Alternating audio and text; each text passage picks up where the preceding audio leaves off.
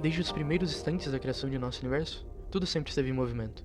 As estrelas giram, os planetas dançam, galáxias se espiralam. Mas afinal, o que mantém essa harmonia eterna e infinita? O que realmente impede que tudo simplesmente gire da forma com que bem for dito? Ou então que desmorone sobre seu próprio peso? A verdade é que todo esse papel tão essencial e indispensável para a nossa existência é feito por uma força que sequer pode existir, uma força invisível, fictícia, imaginária, uma verdadeira ilusão da inércia, a qual nós, meros humanos, podemos sentir toda vez que algo se movimenta em formato circular. E essa força? Bem, logo falaremos um pouco sobre ela.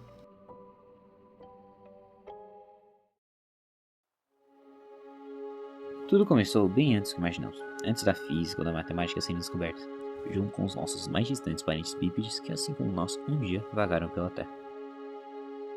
Homo sapiens, Neandertais, Homo erectus, mesmo que tão primitivos e distantes da realidade a qual já estamos acostumados, possuíam já certo grau de conhecimento sobre grande parte da física como vemos hoje, ou pelo menos dos efeitos aos quais ela compreende. Parece sim meio absurdo falarmos isso. Pensarmos que todos esses riscos e números que anotamos todas as semanas já podiam ser conhecidos por estes povos. Mas será mesmo que é tão absurdo assim? Imagine que você tem em mãos uma pedra leve, um tanto pequena e irregular. Agora nós empurramos nosso braço para frente e a jogamos. Certamente que, sem técnica ou esforço algum, de alguma forma, caso um infeliz aleatório tivesse o azar de estar no meio de sua trajetória que iria originalmente até o chão, podemos afirmar que ele sairia com um ferimento leve, mas ainda assim um ferimento. Agora imagine a mesma situação, mesma pedra, mesmo infeliz, mesma trajetória. Porém, em vez de simplesmente empurrarmos nosso braço, nós vamos girá-lo, e não só nosso braço, como também nosso corpo. Então, somente no final de todo esse movimento, nós a jogamos.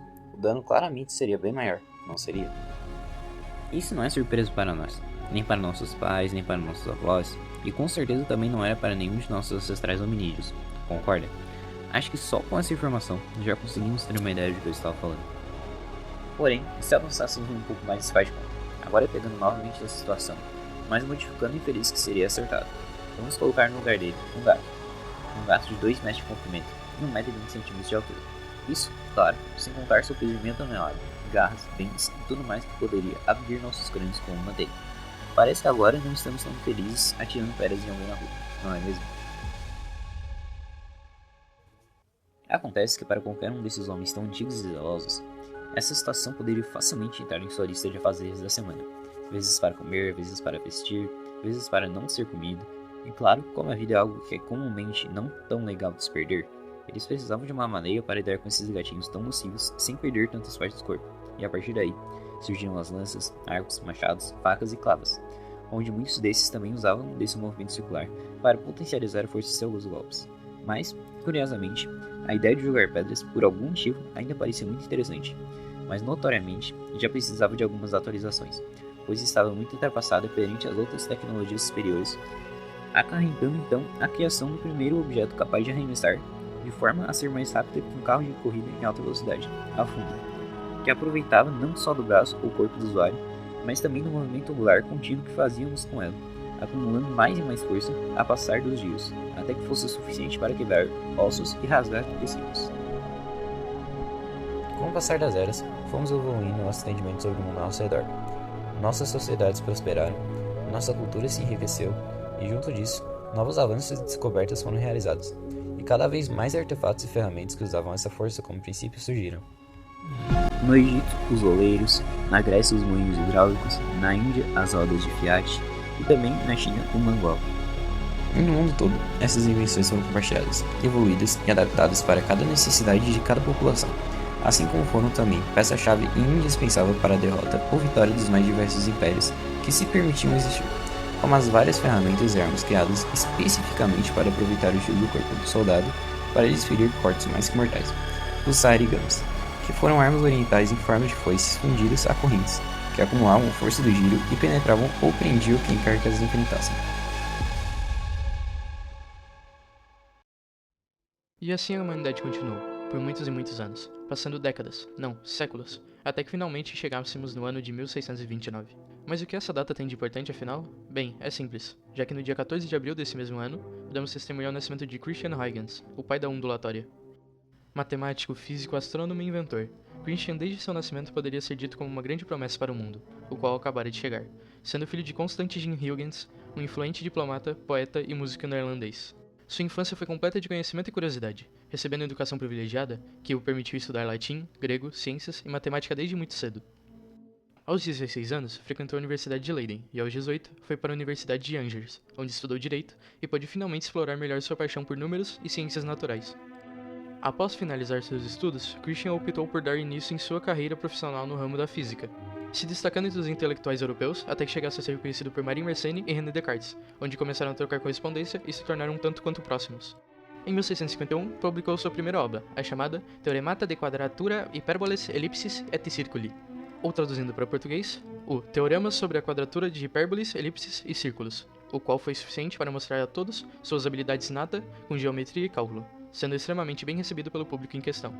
E assim continuou, desenvolvendo diversos estudos desde 1654, publicando em 1657 a obra De Ratiocines in Ludalae, ou Sobre as Razões dos Jogos de Azar, considerado o primeiro tratado formal sobre probabilidade, influenciando mais tarde Blaise Pascal e Pierre de Fermat.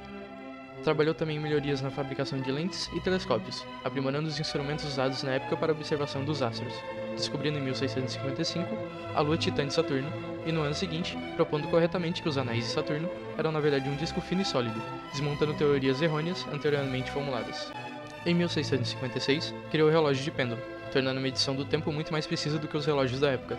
Seu mecanismo foi capaz de reduzir os erros diários para menos de 10 segundos, o que haveria de revolucionar a cronometria e a navegação. Posteriormente, publica na obra Horologium, ou Relógio, explicando seu funcionamento. Mais tarde, estudou formas de aperfeiçoar o pêndulo e aumentar sua precisão, pesquisas que também seriam publicadas em Horologium Oscillatorium, ou Relógio Oscilante, em 1673. Mas foi em 1659, quando, estudando o movimento circular e a oscilação de pêndulos, percebeu que, quando um corpo se move em um círculo, ele não se move simplesmente para frente ou para trás, mas sim está constantemente sendo puxado para o centro do círculo, caracterizando então a força centrípeta. No entanto, ao reparar um pouco naquilo que estava à sua frente, notou que esse movimento circular também acabaria por causar uma reação no próprio corpo em questão, como se dessa vez, ao invés de ser puxado para o centro do círculo, ele fosse empurrado para fora dele, afastando-se do centro da trajetória. E foi esse fenômeno, que ainda não tinha sido descrito de forma sistemática, o que Huygens chamou de força centrífuga. Para entender e quantificar esse fenômeno, o matemático usou o conceito de velocidade de um corpo em movimento circular, deduzindo que a força centrífuga fosse proporcional ao quadrado da velocidade do corpo e inversamente proporcional ao raio da trajetória circular. Em outras palavras, quanto mais rápido o corpo girasse e quanto menor fosse o raio do círculo, maior seria a força que o empurraria para fora. Ele então representou matematicamente essa força com a seguinte fórmula: F igual a mv ao quadrado sobre r, onde F é a força centrífuga, m é a massa do corpo, v é a sua velocidade e r o raio do círculo. Para explicar essa teoria, Huygens não só descreveu a força que atua sobre corpos em movimento circular, mas também foi capaz de explicar fenômenos físicos que até então não eram totalmente compreendidos. Por exemplo, ele usou a sua teoria da força centrífuga para entender por que a Terra não é exatamente uma esfera perfeita, mas sim um esferoide oblato, achatado nos polos devido à sua rotação. Além disso, ele sugeriu que a força centrífuga poderia influenciar também no movimento de planetas e corpos celestes em órbita, antecipando aspectos das leis do movimento que mais tarde seriam formalizadas por Isaac Newton. Sua descoberta teve visibilidade significativa não só na física clássica, mas também no desenvolvimento de máquinas e na compreensão daquilo que entendemos como força. E essa contribuição, por sua vez, foi um passo crucial para o entendimento de diversas dinâmicas em sistemas tanto rotacionais quanto planetários. E por mais longos anos, foi capaz de continuar firme em sua carreira, estudando e aperfeiçoando cada vez mais suas pesquisas e trabalhos no ramo da física e astronomia, sendo marcado como referência por muitos que vieram depois. Até que, para o nosso lamento, seu legado chegou ao fim, morrendo de câncer no ano de 1695, e deixando para trás um legado que poderia ser sim aprimorado e aperfeiçoado, porém jamais substituído. E estaria assim, tudo perfeito, se algum dia essa força tivesse sido real. Força fictícia. Foi assim que Newton a nomeou. Em sua obra Princípio, de 1687, Newton discutiu sobre as forças que agem em corpos em movimento, como a força centrípeta, que é capaz de manter um corpo celeste em órbita, e sequer tratando a força centrífuga como uma força real, ajudando a estabelecer o conceito de forças reais e fictícias em seu trabalho sobre mecânica clássica. Albert Einstein, em 1915, demonstrou como as leis da física se comportam em diferentes referenciais. Ele reforçou a ideia de que, em sistemas rotacionais, não inerciais, no caso, as forças fictícias como a força centrífuga são necessárias para descrever a experiência do observador dentro do sistema de referência, mas que não são forças reais quando vistas de fora do sistema. A própria física moderna demonstra em recentes estudos, especialmente na mecânica clássica e na dinâmica dos sistemas não universais, que a força centrífuga é uma força fictícia que surge em referenciais rotacionais. O conceito foi amplamente discutido em textos e artigos de física de sistemas dinâmicos e rotacionais. Então, explicando que, embora a força centrífuga possa sim ser sentida em sistemas rotacionais, como por exemplo, em um carro fazendo uma curva, ela não é uma força real, que surge de sistemas físicos.